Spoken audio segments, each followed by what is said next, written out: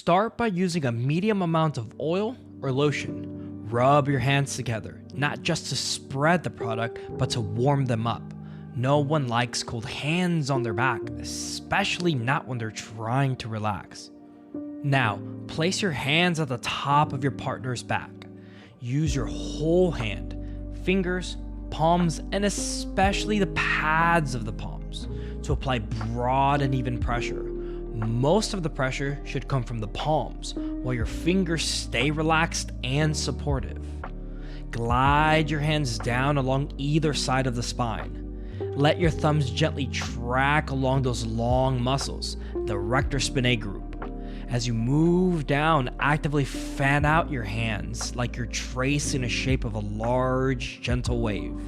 Once you reach the lower back, don't stop there. Transition seamlessly over the upper glutes and along the sides of the body into the oblique area.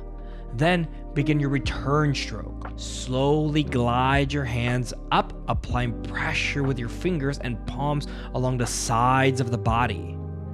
When you get to the upper back, guide your hands over the shoulder blades and around the shoulders. Make your way up and around the traps and finish the stroke at the base of the neck. This is where you usually notice you're running low on oil or lotion, so feel free to reapply where you feel like you need it most. Repeat the Effleurage 5 to 10 times. Take your time. With each pass, you're inviting the muscles to relax, building trust, and increasing circulation. The main goal here is to warm up the tissues, encourage blood flow, and prepare the body for slightly deeper work. Think of it like a slow opening door. You're not barging in, you're being invited in. To keep things interesting, feel free to alternate your strokes. Try using one hand at a time, moving in a figure 8 pattern across the back. Or stagger your hands slightly to create a flowing rhythm. Variety keeps the brain curious, but still lets the body relax. While we're wrapping up this warming phase with some Effleurage strokes, let me take a quick second to introduce myself. I'm Moy, and this is Moysage Therapy.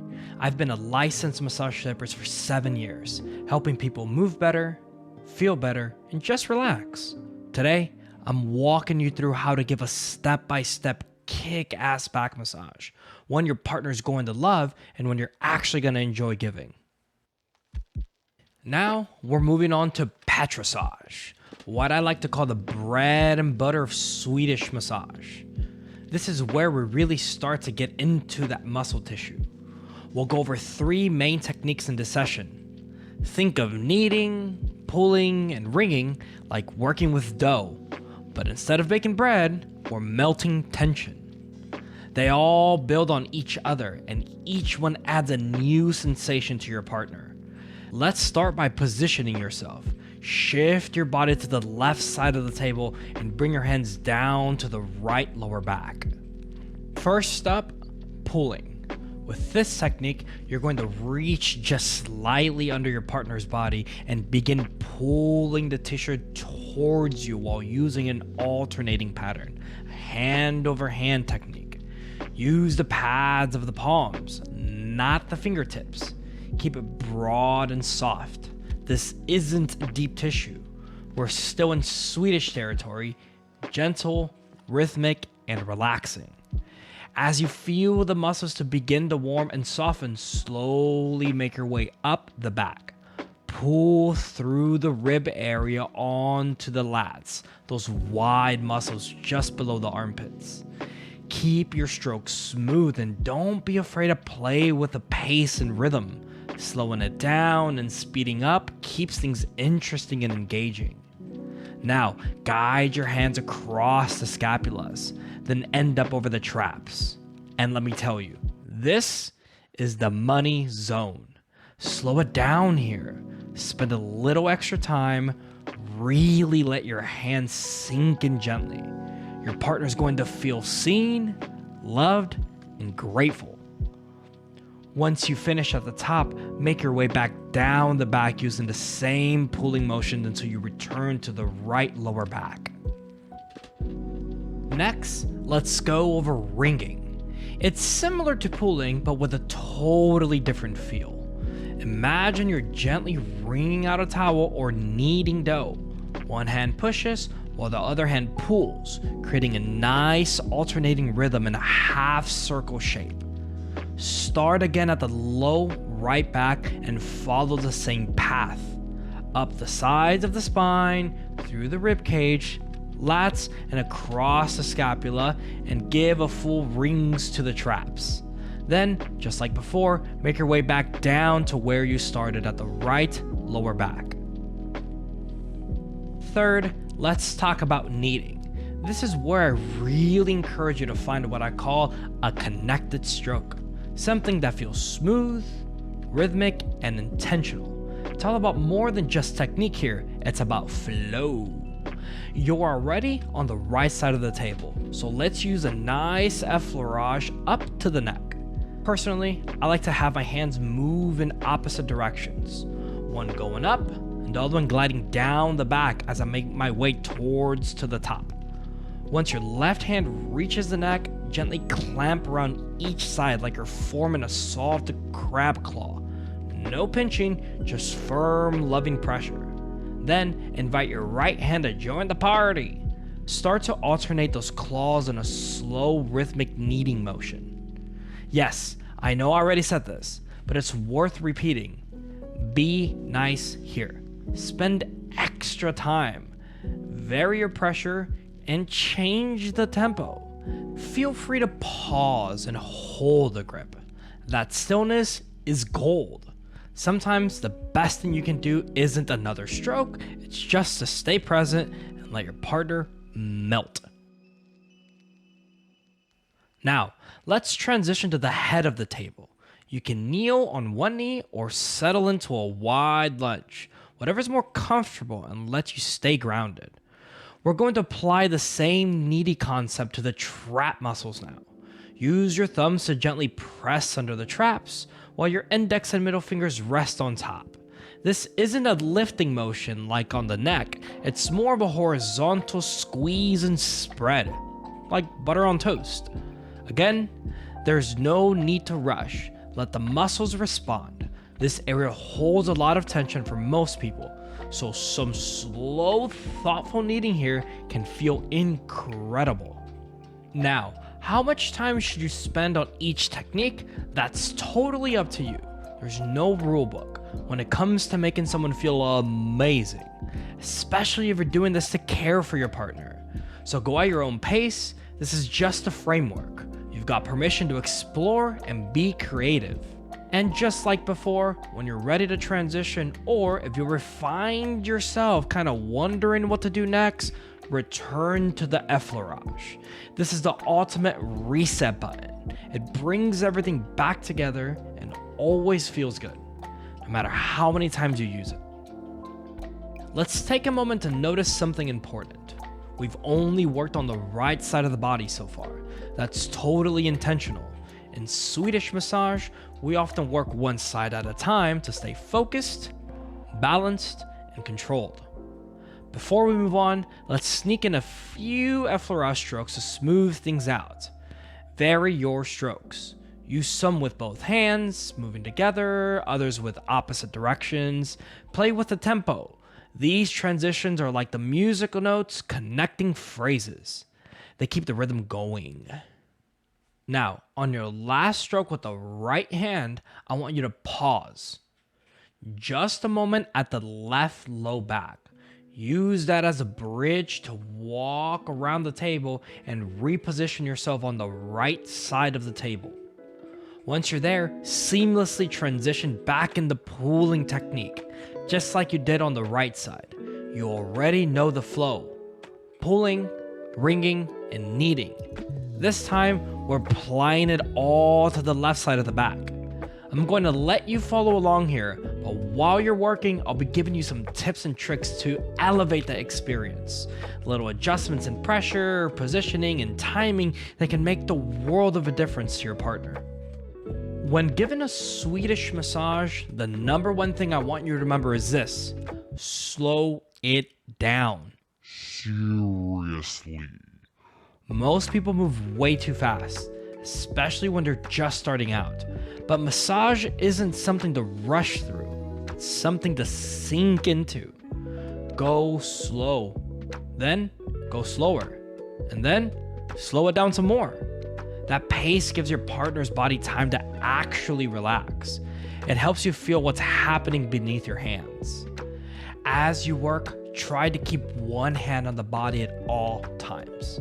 That steady contact gives your partner a sense of safety and grounding. Whether you're switching techniques or reaching for more oil, keeping a hand gently resting on them makes your touch feel smooth and confident. And speaking of hands, use your whole hand, not just your fingertips. Engage your palms, the soft pads of your fingers, and even the base of the hand. The broader surface contact feels better, gives you more control, and keeps your touch from feeling pokey or hesitant. Now, let's be mindful of where you're working. Massage is for muscles, not bones. You want to avoid direct pressure on the spine, shoulder blades, and the bony spots on the base of the back. Instead, glide along them, sinking into the soft tissue where the tension really lives. Let's talk about oil for a second. You don't need much. Start with a medium amount, just enough to reduce friction. If you go overboard, you'll end up sliding around like you're on a slip and slide. And when you move from one technique to another, say from gliding to kneading, take your time. Let each stroke flow into the next like a sentence with no abrupt stops. That seamless rhythm is part of what makes Swedish massage feel so soothing. Another little trick, pay attention to your partner's breath. When they exhale, the body naturally softens. That's the perfect time to deepen your pressure or slow your strokes. You don't have to match their breath exactly, but staying aware of it makes your massage feel more intuitive and responsive. And while you're focusing on their body, don't forget about your own. If your shoulders are tensing up or you catch yourself holding your breath, pause and reset. Drop your elbows, bend your knees, and breathe. A relaxed giver creates a relaxed receiver. And finally, this is a big one: intention over perfection. You don't have to do every technique flawlessly to give a beautiful massage. What matters most is that you're present, tuned in, and genuinely caring. A connected, thoughtful hand will always feel better than a technically perfect stroke delivered without heart. So don't worry about getting everything right, just show up. Slow down and be there with your partner. That's what makes the difference.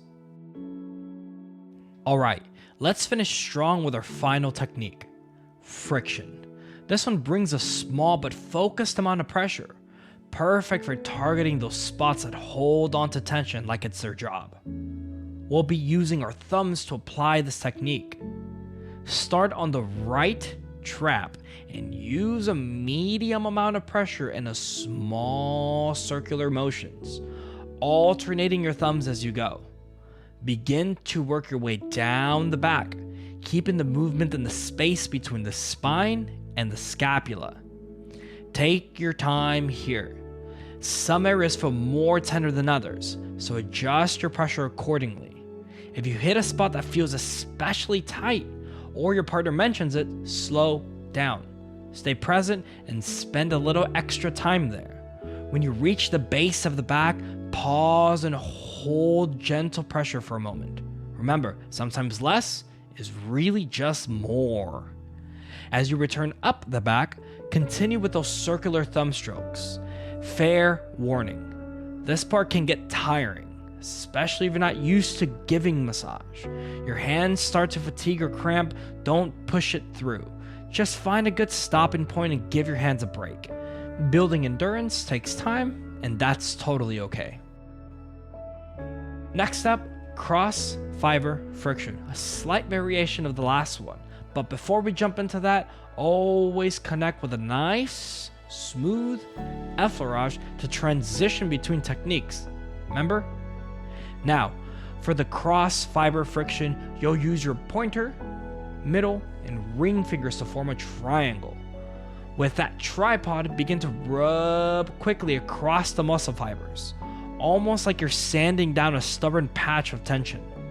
Move vertically at first, and use your opposite hand to support and stabilize your pressure. If there's a specific spot that feels really stuck, especially that infamous area between the shoulder blades, don't be afraid to change angles. Move around the table and hit it horizontally if that feels better. Finishing up with a few final Effleurage strokes to wrap up the right side. Then repeat the whole sequence on the left. Just follow along as I talk you through the last final closing thoughts. Now, here's what inspired this video. Over the last years, I've had so many patients say, I wish I could get a massage like this all of the time. And I'd always joke and say, send your partner to massage school. But you know what? You don't need to be a professional to make someone feel amazing. Sure, massage can be incredibly clinical, detailed, and technical, but at its heart, it's just about presence and care. If you take your time, pay attention, and move with intention, you're already 90% there. And let's be honest, who doesn't want a shoulder massage after a long, stressful day? So, I hope you found this follow along helpful and easy to learn from. If you enjoyed it and have any questions, please drop them in the comments. I'd love to hear from you. Until next time, happy massaging, much love, and peace out.